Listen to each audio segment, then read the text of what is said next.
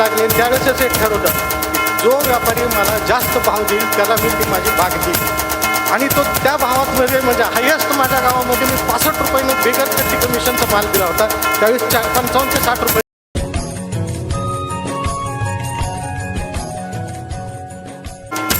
आदरणीय व्यासपीठ, माझ्यासमोर असलेले सर्व शेतकरी बंधू आणि भगिनी, माझं नाव अशोक नारायणराव लाटकर. आजकाल ओळख करताना लोक शॉर्टकट मारतात, वडिलाचं नाव कधी सांगायचं महत्त्व म्हणजे असं आहे, सरने जे सांगितलं तो मी अनिसाच मेंबर आहे. मी आईवडिलात देव पाहिला, गुरुमध्ये दुसरा देव पाहिला आणि जनतेमध्ये तिसरा देव पाहिला, चौथा देव अजून मला दिसला नाही. माझं शिक्षण BE मेकॅनिकल झालं, 96ला MPC झालो, क्लास 1 अधिकारी होतो, प्रिन्सिपल म्हणून झालो, रिटायर झालो. शेती होती, काय करायचं वेळ जात नव्हता, द्राक्ष शेती लावली आणि असंच यूट्यूबला सरचं ट्रेनिंगचं आलं. आज माझं हे 9वं ट्रेनिंग आहे. पहिलं द्राक्ष करायचं, द्राक्ष करत असताना द्राक्ष पिकवायची माहिती होती पण विकायची कधीच माहिती नव्हती, कारण माझं 15 दिवसाच्या टेन्शनमध्ये जायचं, कोणतरी व्यापाऱ्याच्या मागं लागायचं, काहीतरी करायचं, बाग विकायची आणि हे चालू होतं. पण ज्यावेळेस ट्रेनिंग घेतलं आणि मी एक शिकलो मित्रांनो, एक लक्षात ठेवा, जर आपल्याला ज्ञानाची भर असेल आणि आपल्यात जिद्द असेल तर आपण अजूनही जग जिंकू शकतो, ही ताकद आपल्यामध्ये आहे. माझं वय 64 आहे. माझी पत्नी सारखी म्हणते, तुम्हाला झेपल का, तुम्हाला होईल का, तुम्ही त्रास करून घेता. मी कमीच बरोबर काम केलेलं आहे. त्याचं एकच ब्रीदवाक्य होतं, वी आर ऑलवेज यंगर. म्हणजे आपलं मन मरेपर्यंत हे तारुण्यच असतं, फक्त शरीर थकलेलं असतं. त्या धर्तीवरती मी उभा राहिलो.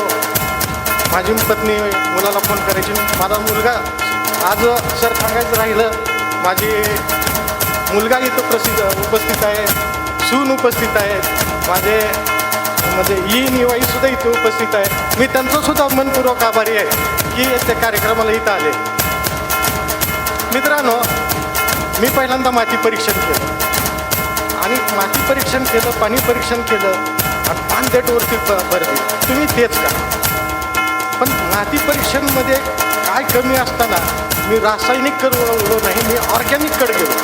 मी आज सगळ्या स्लरी वापरतो, कांदा स्लरी वापरतो, रबडी, सगळ्या स्लरी 11-15 स्लरी वापरतो. मी अजून 50 किलोच्या पोत्यामधलं कुठलंही खत बागेला दिलं नाही. ज्यावेळेस मी पानदेट केले, पानदेटप्रमाणेच मी तेवढं ते त्याला देत गेलो.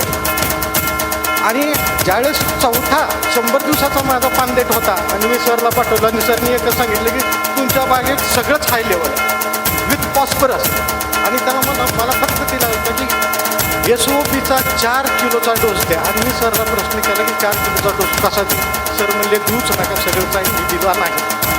मित्रांनो, पहिल्या वर्षी ज्यावेळेस यांच्या मदतीनं मी माल विकायला गेलो, क्वालिटी झाली, शेतकऱ्यांनी माल नेला. त्याच्या दुसऱ्यानंतर असा संबंध आला की व्यापारी माझ्या मागे लागले. त्यावेळेसच एक ठरवलं की जो व्यापारी मला जास्त भाव देईल त्याला मी ती माझी बाग देईल आणि तो त्या भावामध्ये म्हणजे हायेस्ट माझ्या गावामध्ये मी 65 रुपयानं बेगर कट्टी कमिशनचा माल दिला होता. त्यावेळेस 55 ते 60 रुपये रेट चालू. करत मित्रांनो, एक इच्छा होती.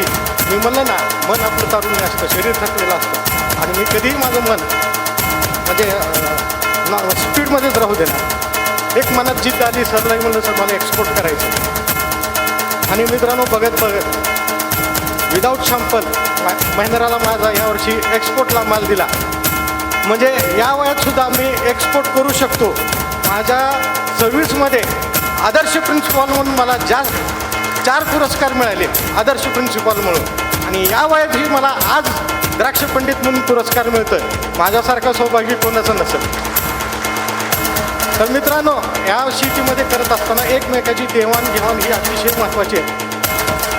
जोड तर सरची आहेच, गुरु विना शिष्य काहीच कामाचा नाही. तर मित्रांनो, बोलण्यासारखं भरपूर आहे, कधी तर बोलू. इथंच थांबतो. सर तुमचं धन्यवाद. बघा म्हणजे प्रिन्सिपल म्हणून 4 पुरस्कार त्यांनी घेतले. हा आवाज कमी करा. प्रिन्सिपल म्हणून